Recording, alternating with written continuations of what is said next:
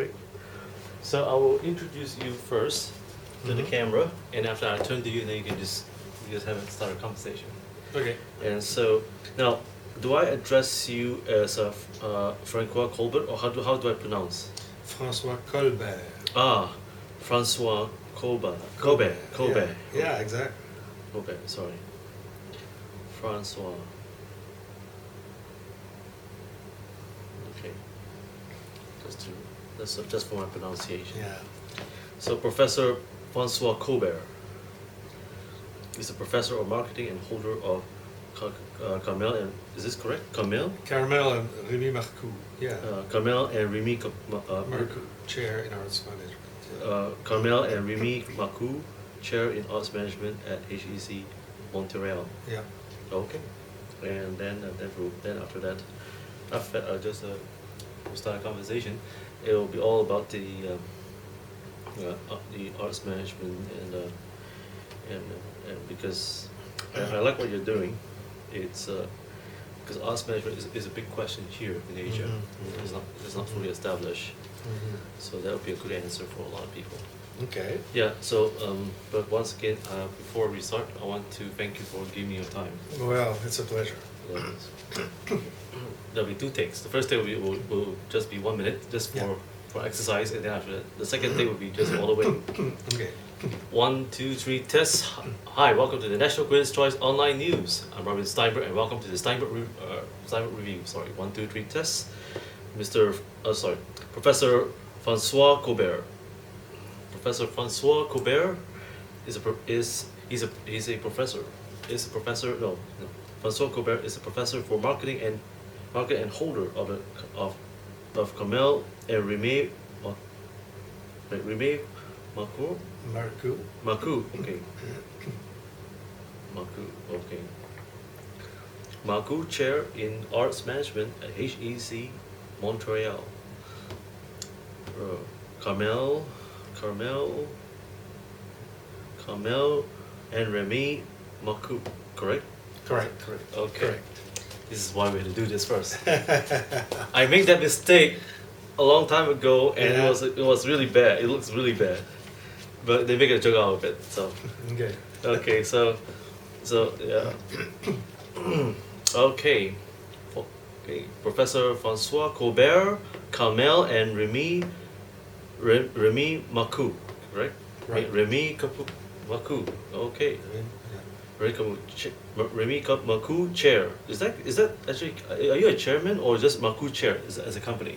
No. I'm the chair in arts management. Okay, so you're the chairman, right? I'm the chair. Oh, It's a chair. okay. You know, and Carmel and Remy Marcoux is the family that endowed the chair in arts management. That's why it bears their name. Oh, okay. Sorry. So So I will address the holder of Carmel and Remy Marcoux, chair in arts management at HEC Montreal. right. Okay, just because I need to know where to make a pause and a stop. Yeah. because I think someone did not type it right. They should just pause. It's supposed to pause. Yeah. And then chair in arts. Or you can do it reverse. You can say François Colbert, who is the chair in arts management, Carmel and Remy Marcoux. You know, you could. You can switch if you want. Oh, okay. If it's easier for you. Okay, Professor Francois Colbert is the chair in arts management at HEC Montreal, and he's also the holder of Carmel and Remy. Sorry. Professor Colbert is. François Colbert is professor of marketing and chair. And chair in arts management, Carmel and Remy Marcoux. Ah, okay. I hold the chair. That's right. So you can say François Colbert hold the chair in arts management, Carmel and Remy Marcoux at HEC Montreal. Yes, that's right. Okay. For marketing and holds a chair. The chair. Holds the chair. In arts management, Carmel and Remy Marcoux. In arts management in arts management at Remy Marcoux. Carmel and Remy Marcoux. Is that correct? Yeah. Okay, let's see whether it works. Professor Francois, Professor Francois Colbert is the professor of marketing and maybe wait, just hold on, give me a second. I think I can pull it off. I can pull it off. Okay, I got this right. We'll take it. This is a second take. Second thing. Okay. 1, 2, 3. Hi, welcome to the National Quiz Choice Online News, and welcome to the Stienberg Review, and I'm Robin Stienberg, and today we have a special guest all the way from Canada who's here in Singapore to address some of the issues on the arts management and the business of art. Here I have Professor Francois Colbert. He is a professor of marketing and holder of the Carmel and Remy Marcoux Chair in the Arts Management at HEC Montreal. Mr. Professor Francois, thank you for joining us here at the National Quiz Choice, the Steinberg Review, and it's been a real honor. I know that you make a very long trip here to Singapore, especially in the Far East. Now, today, many of the emerging markets in Asia, especially, are trying to establish good practices, an approach towards arts marketing and management. Could you give us some of your views and also and case studies in this matter, where you come from? Well, my specialty is marketing, culture, and the arts. I do this for 35 years, and I've worked with artists, with arts organization, and the managing in the arts, it's not the same thing than managing in a regular company. Yes, the basic principles are the same. I mean, accounting is accounting, and selling is selling. But what is different is we're working with artists, and we're working with work of art. So instead of asking the market what they want and give them a product, we have this artistic product, and we have to find the right audience. So sometimes the right audience, it's a very small audience. Sometimes it's a big audience. If you're talking about the Cirque du Soleil, for example, who's very well known, well, they attract a big audience. But even for them, it starts with artists who create a product. And it will attract the market it attracts.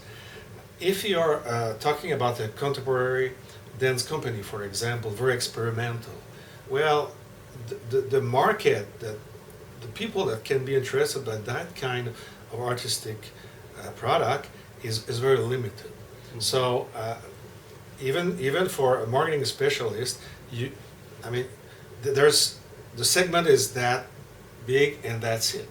Because there's no point in trying to bring people who won't be ready to appreciate the work of art.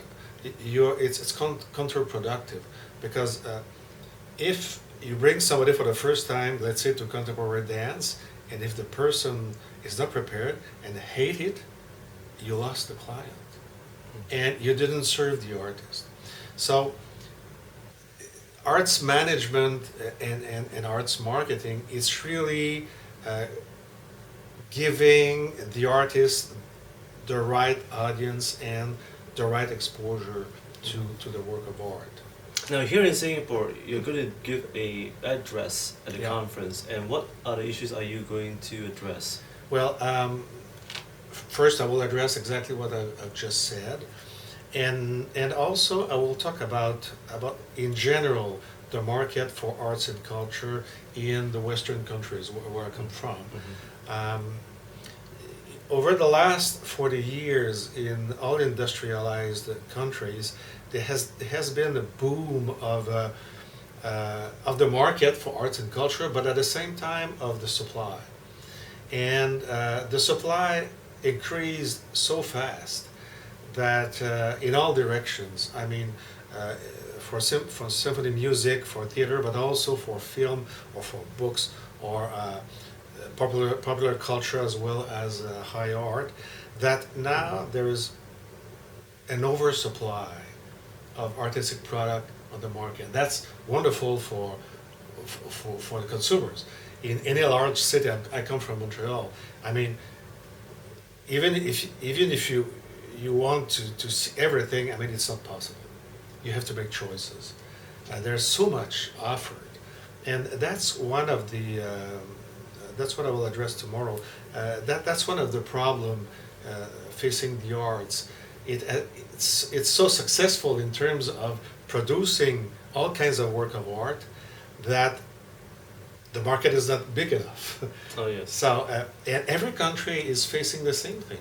I mean, Canada is a small country with 30 million people, and arts organization, even if they are good and good artists, good artistic product, it's hard for them to survive on the market.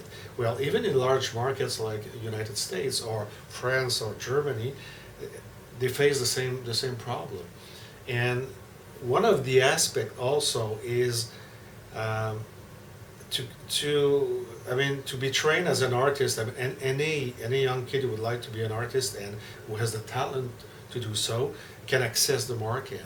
And if you're a classical musician, for example, well, when you finish your training, with friends, you can easily form a small ensemble. I mean, it doesn't cost nothing. So we put on the market all those young, talented artists. They cannot find work. For example, as again musician, they cannot find work in an orchestra because orchestra they've got their musicians, and the career of a musician is 25, 30, 40 years. So what do? Well, they create their own ensemble. Mm-hmm. So it means more supply, and every year in music, in theater, in dance, in film, in writings. So that's one of the challenge of the arts. For an arts organization, really, it's really about one of the basic concepts of marketing, which is positioning. Mm-hmm. To be seen as by the market as a company that's special, that has something that the other one don't have. So that's another challenge the artists are not prepared to play that game because they are trained as an artist, but I mean they don't get management courses. It's not. Oh, is that right? No, it's. I mean, you're training an artist. You're training an artist. And you're training them so that they will be as fine artists as possible. Probably it may be a lack. Yeah, maybe it's a lack in the training, so that's why they need art managers.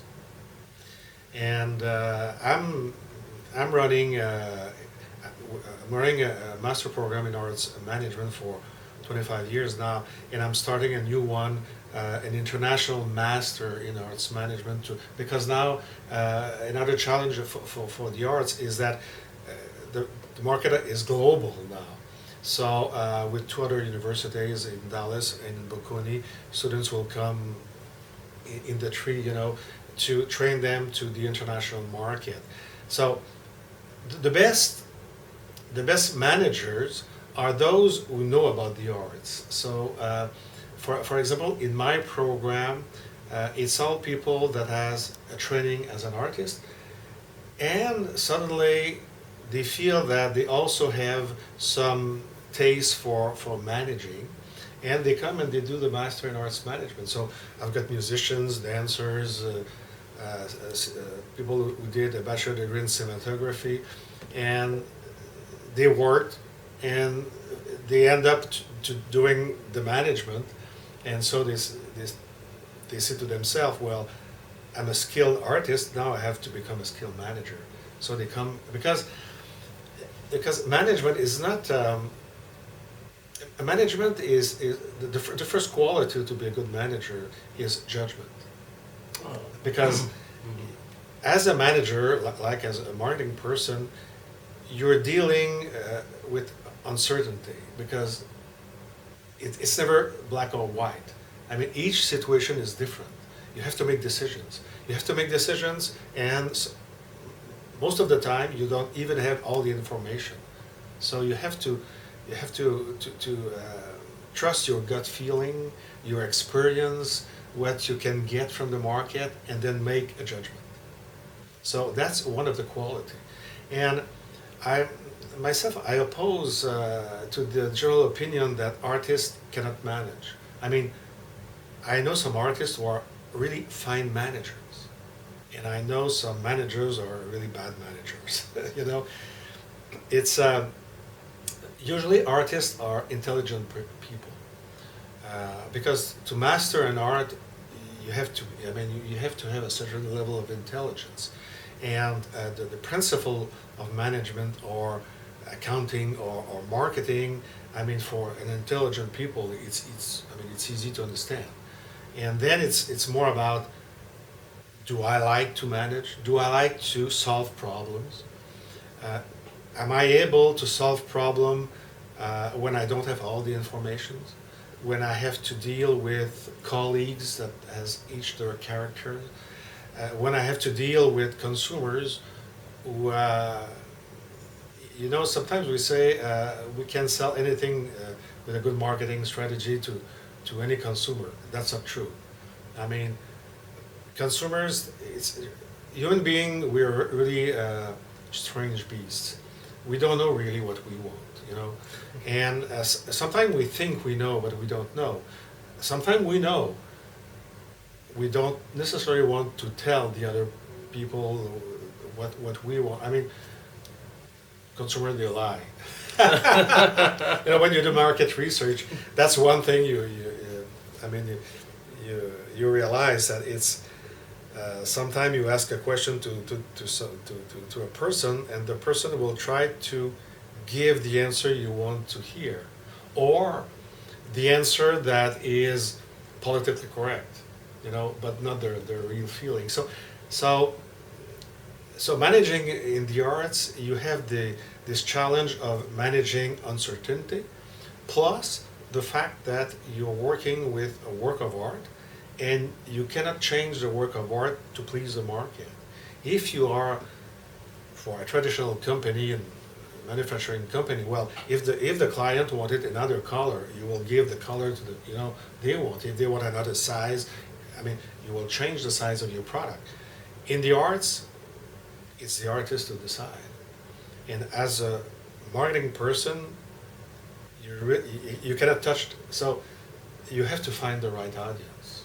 Now, speaking about finding the right audience, what sort of challenges has your country, in Canada, has faced and overcome? Especially, you speak about there's more supply than demand now. Someone like Celine Dion, she has to go abroad to tour, and sometimes she has to sign on huge contracts as well, like like casinos in order to perform for a year or two. Now, to come back to that point, how did your country overcome those challenges? And are they still facing those challenges, for one thing, and then secondly, what is the criteria should the artist look for in a artist manager? Okay, first, the challenge of the oversupply of the market, we didn't solve that problem, and frankly, it's not a problem that can be solved unless you say, well, we'll limit the number of artists coming on the market. I mean, it doesn't work. So in a way, it's the market that decide, and the best artists will survive, or those artists with the best managers, the best strategies. Maybe some very fine artists won't be able to make it, but I mean that's the reality of life. But for your second question, I think one quality of a manager is to be true. I mean, first, a manager must be in a way, in love with the art form. I mean, because the reward is about making it, make sure that your artist is making it. I mean, that's part of your reward. To be true to the artist, to be true to the arts, and of course to be smart. To be smart. Because of this competition, you need somebody who is fast, somebody who knows the market, and somebody who can with limited information make the right decisions. I come back to what I've said before: judgment. Yes. A good judgment. And judgment, you cannot teach it. You know, I mean, it's like if you've got a talent to be a musician, I mean, you've got a talent. You can, a good professor will nurture this talent. Same thing with judgment. I mean, you have it or you don't. So it's true that when artists find themselves a manager, they must find out if the manager does believe in their work and has a good, fair knowledge in what they're going to do next for them. Exactly. And that's another thing that is different than selling another kind of product. I mean, any manager in the art must be in love with the product. If you're selling toothpaste, I mean, don't fall in love with, the toothpaste. But you may find in love with a fine musician. You may find in love for the music, you know, and you have to, because part of your reward. For a manager, you know, when you manage a company, I had the experience with my best friend is an artistic director of a theater company, and I helped him in the beginning with the company. And for me, you know, to be there when there is a standing ovation at the end of the show, I mean, I'm proud. I'm proud. I'm proud for the artist, and I'm proud to be part of this journey.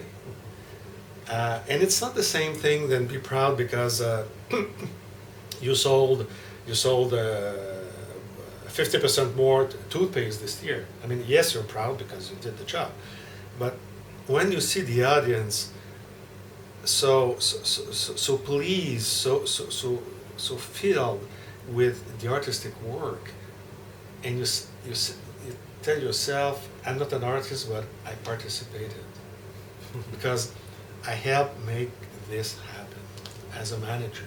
That's a reward. Now, for the manager's job scope itself, do they need to have a fair bit of knowledge in terms of writing and reading contracts? Because I know that, because I have experienced myself as well, managing an artist overseas, where contracts are involved, and mainly these contracts are prepared by law firms as well. And from what I observed is that even agencies, they have staff who have actually attended courses to ensure that they are able to write those contracts and read them. Is that true? It is true. In my program, we give a course on contract, how to write a contract, and you know the different laws and all the agreements with the unions. Being able to read a contract and to understand a contract, that's one thing, you're right. The other thing is to be able to make a budget, and you know, to be not to be afraid of manipulating numbers. That's two things that are fundamental as skills for a manager. Beside, you know, knowing the market and being smart and being a good judgment. But contracting, budgeting, that's two basic training that you have to have as a manager. Now, do you think that is true, or maybe perhaps is my own personal perspective or my own personal experience, is it true that it could be a conflict of interest if the artist, he or she herself manages her own itinerary, you know? Would that be a conflict of interest? Or even for a company, say a local company in Singapore, and they happen to be a record company, but they're also managing the artists at the same time, and they are also doing the publicity at the same time. Whereas in California, in the state of California, is regarded as a conflict of interest and is against the law. So do you think the artist should structure itself properly just so that there will be no conflict of interest? Well, I don't see the conflict. Really, I don't see the conflict of interest. If you're working, if you're an artist and there's an agent who is doing everything, probably there are pros and cons. Pros is when the company is integrated, the manager sometimes have more options with the artists. I think it's really a matter of trust between the artist and the manager. I don't see the conflict of interest really. So is that the same in Canada as well? Where companies in Canada they integrate all these services for the artists? Yeah. They do? Yeah, well, yeah, there are companies like that. Yeah. Oh, okay. Now, moving forward, what's the future of artist management and artist marketing? Because social network is becoming very powerful these days, especially Facebook and Twitter and so forth. Where do you see these instruments go? It's becoming part of all the other instruments that you have as a manager to promote the product. It's another means of promoting. It's not everybody who's on Twitter or on Facebook. We have to remember this. And depending on what kind of company you're managing, for example, if you're in the symphony orchestra business, well, the average age of the audience is 55. Well, most of them, they are not on Twitter and Facebook. If you're targeting the young audience, yes, they are. I mean, they are on Facebook. But Facebook is a good way to disseminate information, and there's one aspect that's interesting with Twitter or Facebook is that the best promotion you can get is if somebody tell his friend that they should see that show. It's more powerful than a critic, for example, who will tell good about a show, or your own promotion advertising saying that the show is more powerful if it's somebody like you that you trust who tell you, go, I loved it, you'll love it. Yeah. That's what Facebook is. So you're going to believe that the critics who have been writing columns on newspapers will phase out gradually? No. No. No. No. Really? No, because you know, another characteristic of an artistic product is you cannot know if you like it unless you eat it. You see, if you don't if you don't go to the show, you won't know if you like it. So, and you have no possibility of judging if you like it or not. And you know, you have this ad in the newspaper. If you like, if it's a singer and you've already seen the singer, heard the singer, you know you will like it. But if it's a show, if it's a new theater play, well, you don't know. So how can you make your decision? There are different sources of information.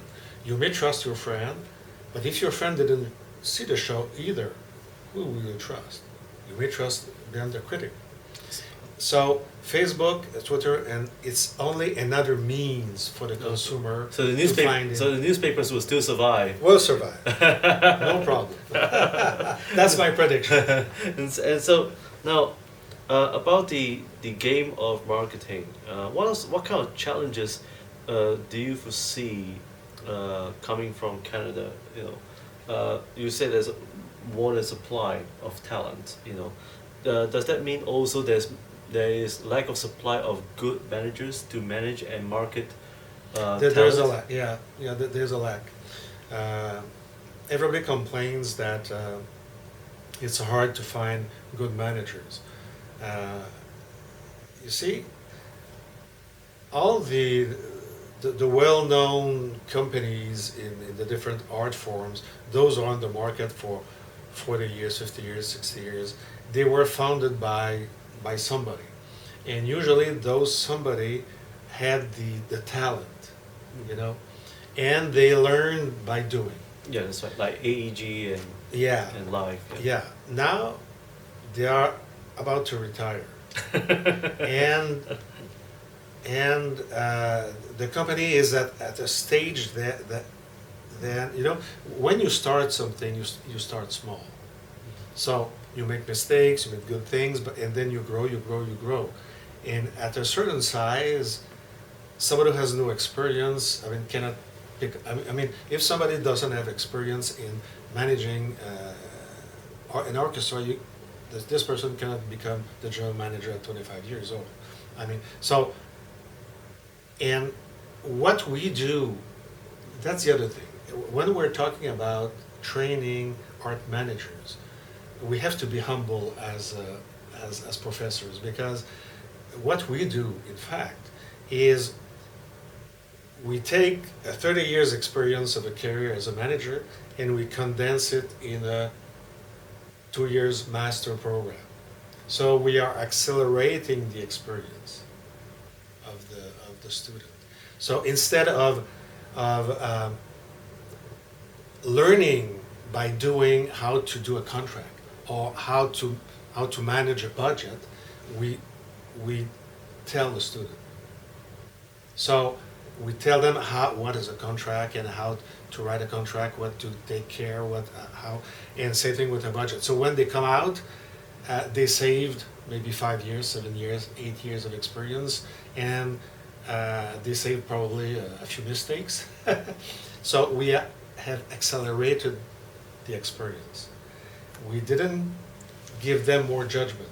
I come back to this fundamental thing. If the student is bright, has good judgment, we will give them the tools so they will be more ready to manage first small thing to get experience and then bigger things.